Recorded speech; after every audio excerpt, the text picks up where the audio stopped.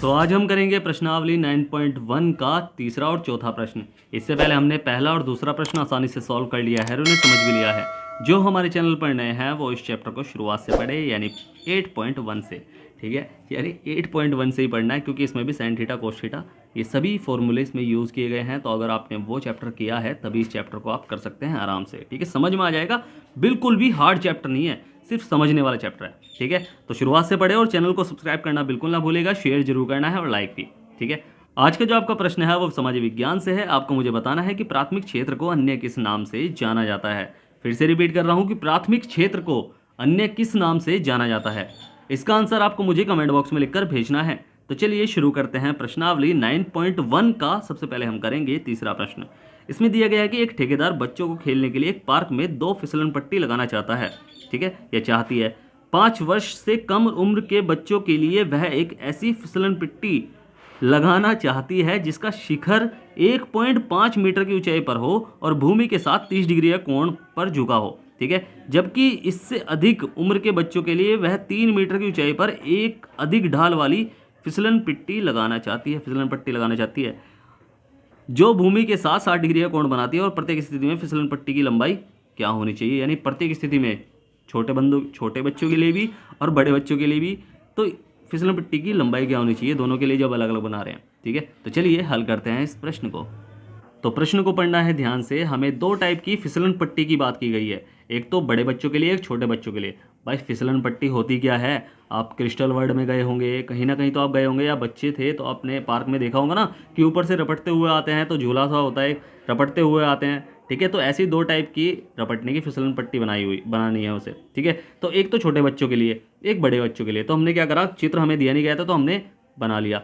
और ऊपर से हमें दिया गया है कि भूमि के साथ 30 डिग्री के कोण पर झुका हो। छोटी वाली जो है ना फिसलन पट्टी, वो भूमि के साथ 30 डिग्री के कोण पे बना हो। भाई इसका 30 डिग्री का कोण बना हो। और बड़ी वाली जो है वो भूमि के साथ 60 डिग्री का कोण बनाती हो। तो 60 डिग्री का हमने कोण बना दिया भूमि के साथ। सेम टू सेम जो प्रश्न में दिया है उसे देखकर चित्र बनाना है। अब जो हमें करना है, या फिर जो हमें दिया गया है, पहले तो वो लिखो। हमें दिया क्या गया है कि माना, या हम शुरुआत में माना कर लेते हैं कि माना छोटे बच्चों के लिए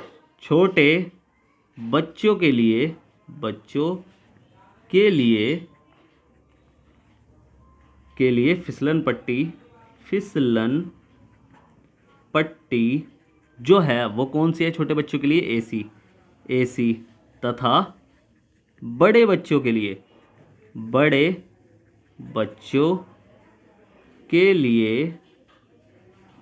फिसलन पट्टी क्या है भाई, डीएफ है। तो ये हमने कर लिया। हमें ऊंचाई दे रखी है कि भाई पहले तो आपको पता है कि चलो इसमें समकोण त्रिभुज, इस वाले में पहले इसकी दूरी याद कर लेते हैं, या फिर हम इसकी लंबाई याद करते हैं कि इसके फिसलन पट्टी की लंबाई क्या होगी। ठीक है, तो क्या करेंगे हम, समकोण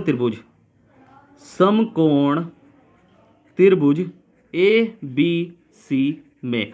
तो इस त्रिभुज में हम देख रहे हैं, तो हमें पता क्या है, हमें दे रखा है कि AB बराबर 1.5 मीटर, ये हमें दे रखा है। और उन्नयन कोण हमें दिया गया है क्या, 30 डिग्री का। ये हमें दे रखा है उन्नयन कोण किस डिग्री का, 30 डिग्री का उन्नयन कोण हमें दे रखा है। अब हमें क्या करना है, हमें करना है सेम टू सेम इसे सॉल्व जल्दी से। कैसे कि भाई आपको पता है कि उन्नयन कोण 30 डिग्री का है। अब हमें निकालना क्या है, हमें निकालना है AC, और हमें ज्ञात है AB।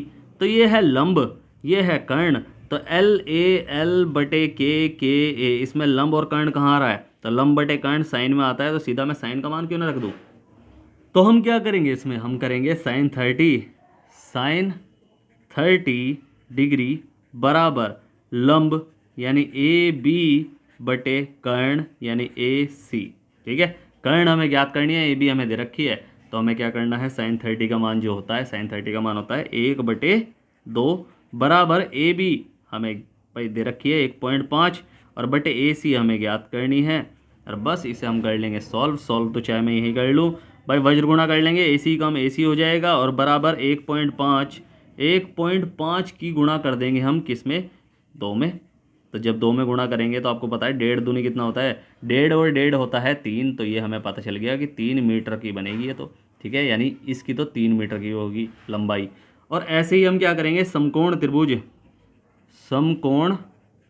त्रिभुज किसमें, DEF में, दोनों अलग अलग निकाल लेंगे हम। तो इसमें क्या दे रखा है, किसमें दे रखा है, DE हमें दे रखा है 3 मीटर, और हमें दे रखा है उन्नयन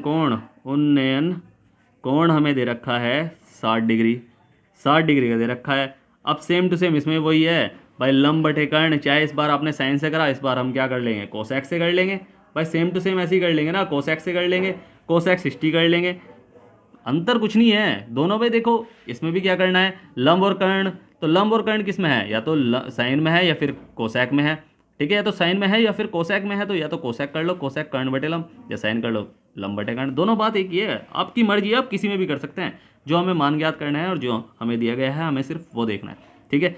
तो क्या करेंगे हम, साइन 60 कर लो या कोसेक 60 बराबर बाई लंब बाई कर्ण बटे लंब होता है कोसेक, तो कर्ण यानी DF बटे बाई DF देख लो ना, DF बटे लंब क्या है, DE, तो DE हो जाएगा DE। बस इसमें हमें क्या करना है, मान रख देना है। तो कोसेक पहले तो 60 का मान ज्ञात होना चाहिए भाई, कोसेक जो 60 का मान होता है वो होता है 2/√3, तो 2/√3 बराबर DE, DF तो हमें ज्ञात करना है, DE हमें पता है 3 है, तो ये हो जाएगा क्या, ये हो जाएगा भाई DF बटे DE हमारा 3 है, तो बस क्या हो जाएगी, यहाँ बटे में है, गुणा में पहुँच जाएगा, तो 2 3 6/√3 हो जाएगा ये। अब इसका हम क्या करेंगे, सेम टू सेम वही परिमाकरण कर लेंगे, ऊपर का क्या करेंगे, या तो परिमाकरण कर लो या फिर आप वही है जो आपको पता है, चलो परिमाकरण ही कर लेते हैं। हर का परिमाकरण करने पर तो 3 की ऊपर भाई 3 की क्या करेंगे, दोनों ऊपर और नीचे मल्टीप्लाई कर लेंगे, तो ये हो जाएगा क्या, ये हो जाएगा, लिख लो यहाँ, परिमाकरण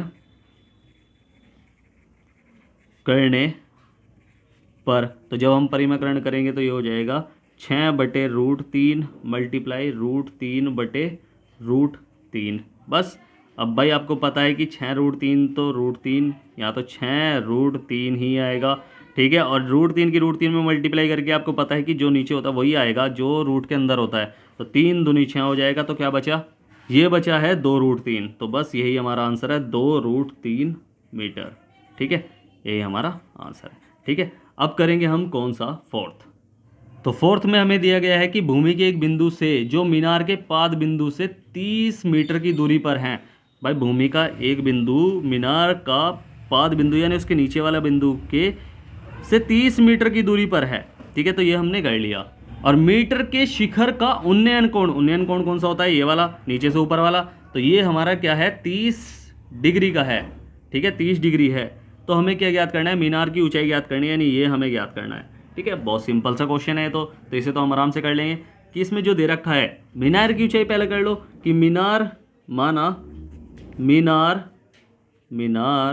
की ऊंचाई हमारी क्या है, ये ऊंचाई हमारी है AB, ठीक है, और हमें दे रखा है कि BC, यानी BC हमें दे रखी है क्या, 30 मीटर, ठीक है, या दूरी कर लो इसे, दूरी BC हमें दे रखी है 30 मीटर, और हमें ज्ञात करना है क्या, हमें ज्ञात करना है इसकी लंबाई, ठीक है, वही ऊंचाई लंबाई वही ज्ञात करनी है ना हमें। तो बस हम क्या कर लेंगे भाई, हमें उन्नयन कोण एक और दे रखा है, उन्नयन कोण हमें दे रखा है 30 डिग्री का।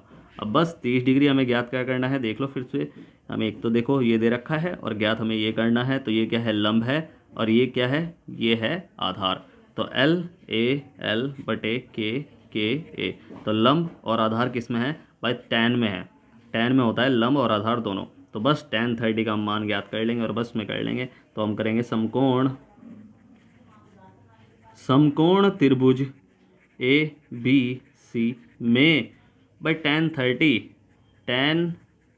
30 बराबर लंब बटे कर्ण, तो यानी लंब बटे आधार, सॉरी, AB बटे BC, तो tan 30 का जो मान होता है वो होता है 1/√3, और AB हमें ज्ञात करनी है, और बटे में BC हमें दे रखी है 30। अब बस इसे हम कर लेंगे सॉल्व, तो कैसे हो जाएगा, वज्रगुणा कर लो, तो वज्रगुणा हो जाएगी तो 30 एकम 30, या फिर AB √3 हो जाएगा, तो AB मल्टीप्लाई √3 और बराबर 30 एकम 30 हो जाएगा। अब बस ये हो जाएगा हमारा सॉल्व। कैसे कि ए बी बराबर 30/√3। अब परिमेयकरण कर लो, परिमेयकरण।